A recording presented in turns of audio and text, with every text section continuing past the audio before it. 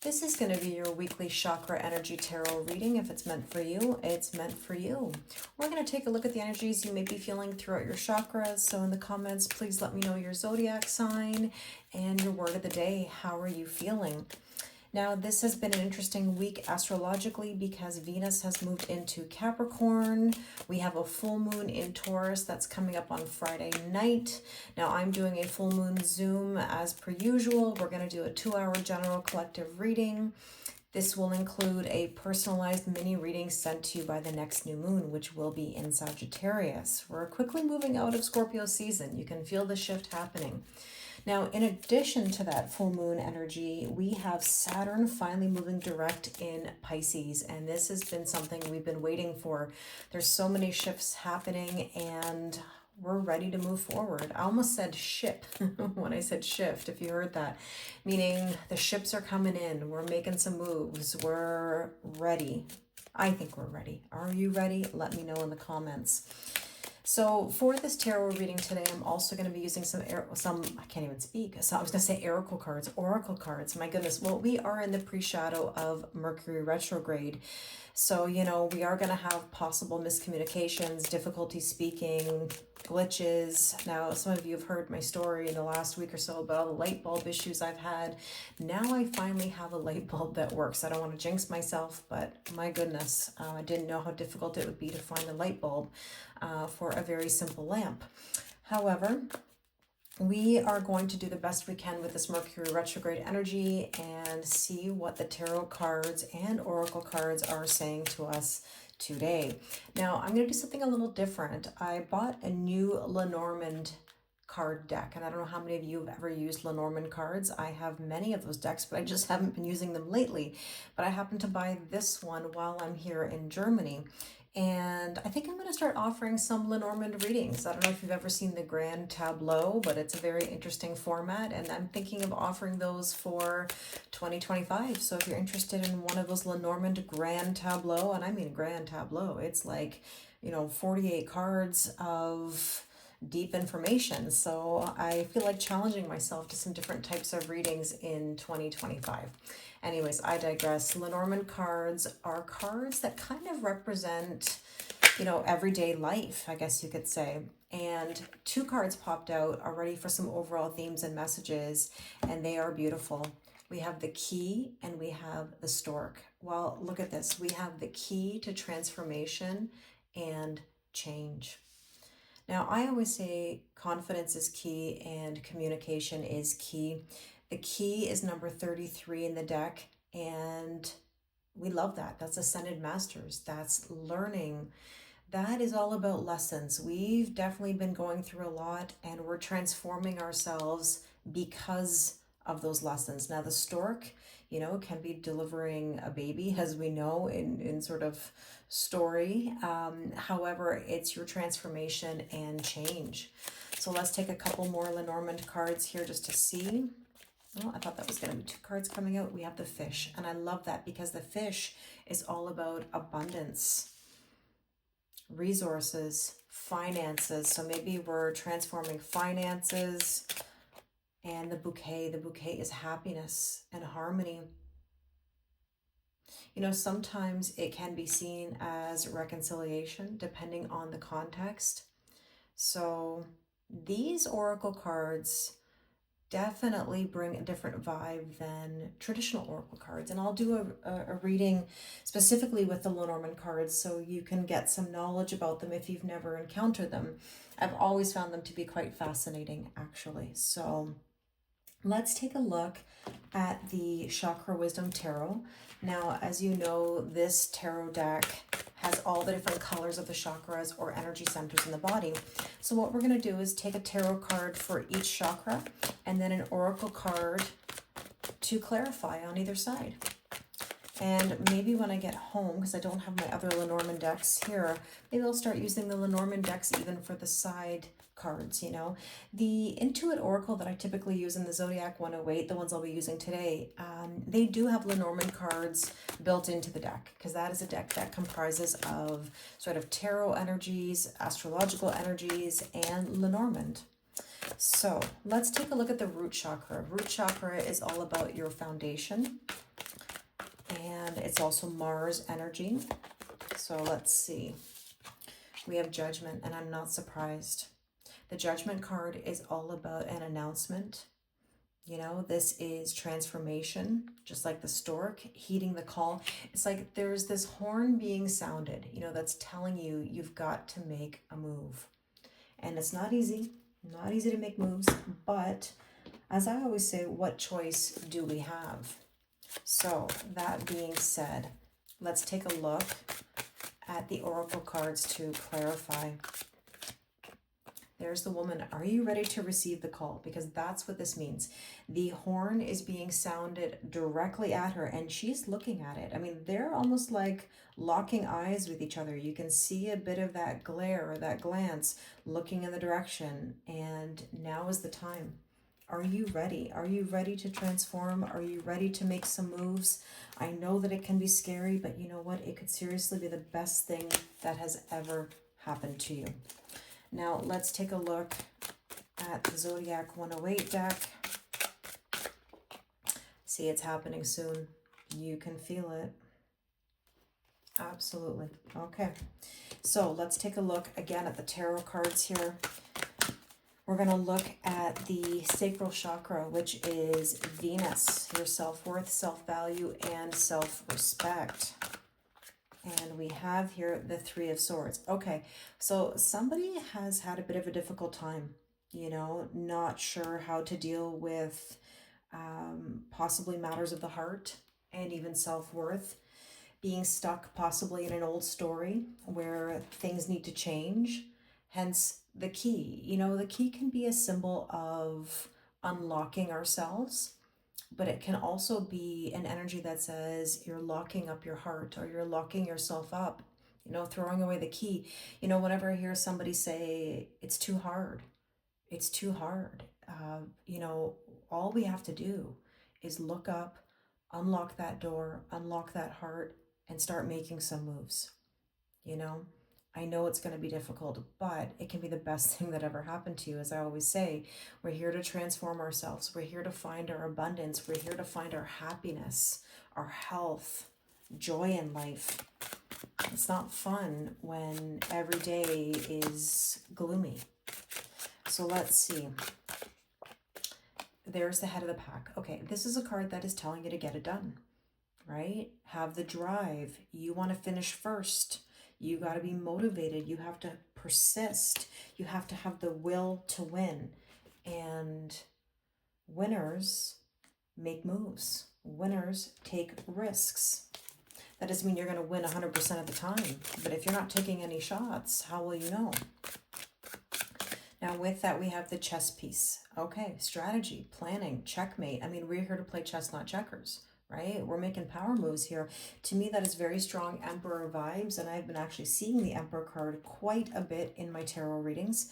So let's take a look at what else we need to know here. Let's look at the solar plexus, which is personal power, having the guts. See, this is an energy that says you've been down and out. Nine of Wands or Nine of Wounds says, I've been through difficult situations.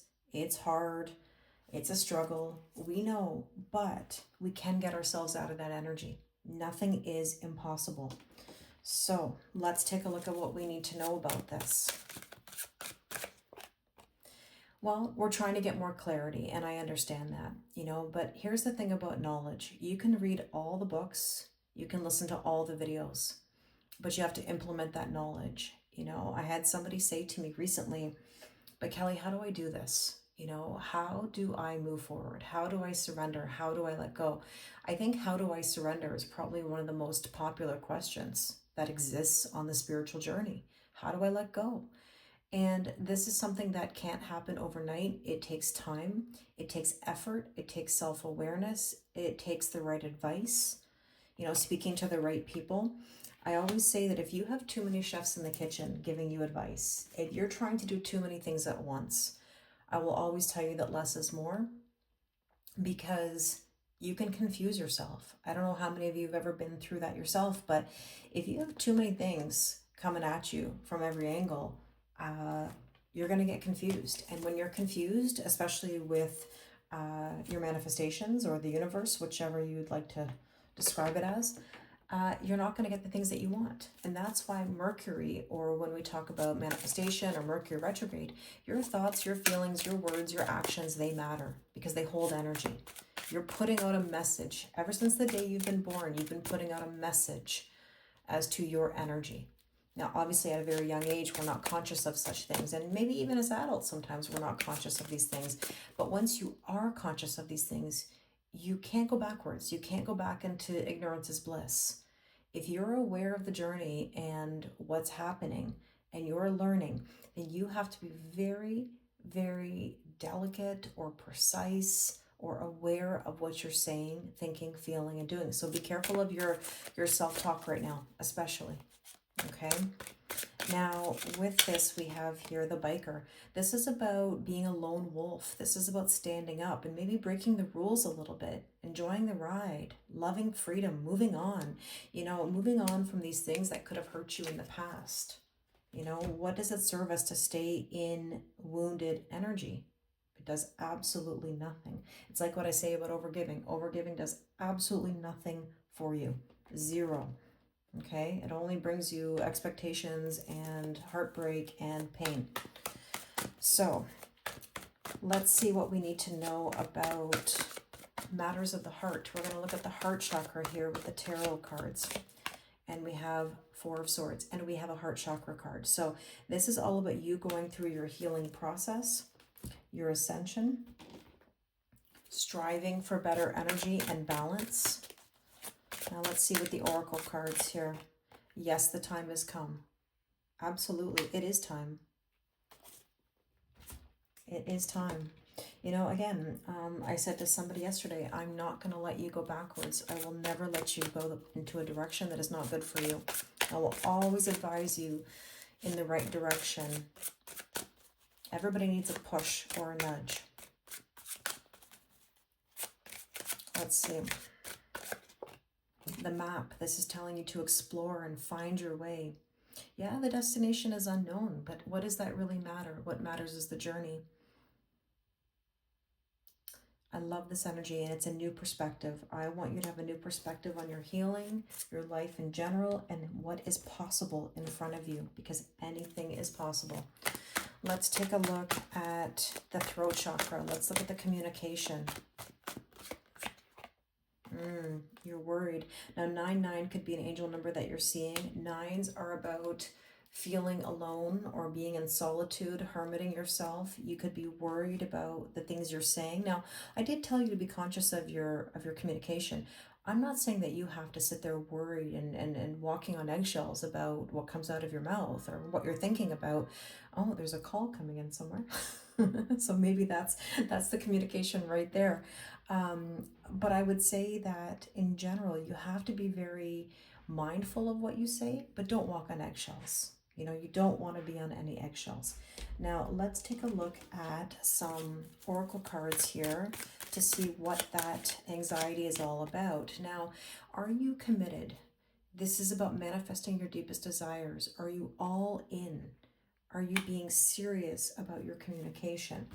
Now, let's take another oracle card here to see what else you need to know. And we have here the fish hook. Okay, so here's the question. Are you feeling powerless? Are you feeling paralyzed? Are you feeling the sort of sadness?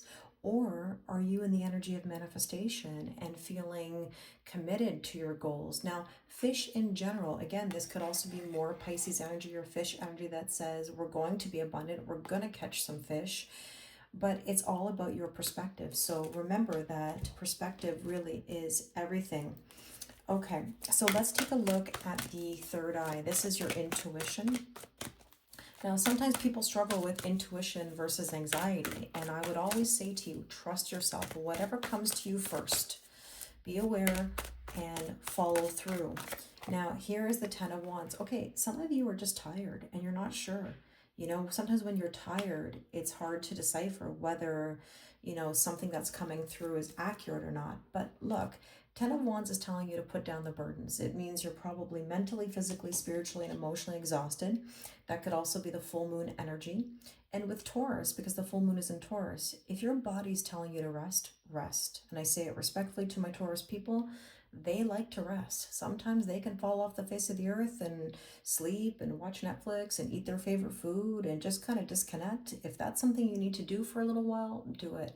But you can't do it forever, okay? Do it enough so to recharge yourself so that you can be fresh and be ready for a new day. See, there's the firefly. Illumination. 11 is about brand new beginnings. So find your creative spark again. You know, if you need that rest, take it. And let's see what else we need to know here. These oracle cards. Winter. Well, in my part of the world, we are approaching winter. And it does say within the next 9 to 12 months. But I will tell you this much, and that is wintertime is a time of death and rebirth. It's a total transformation and change, right?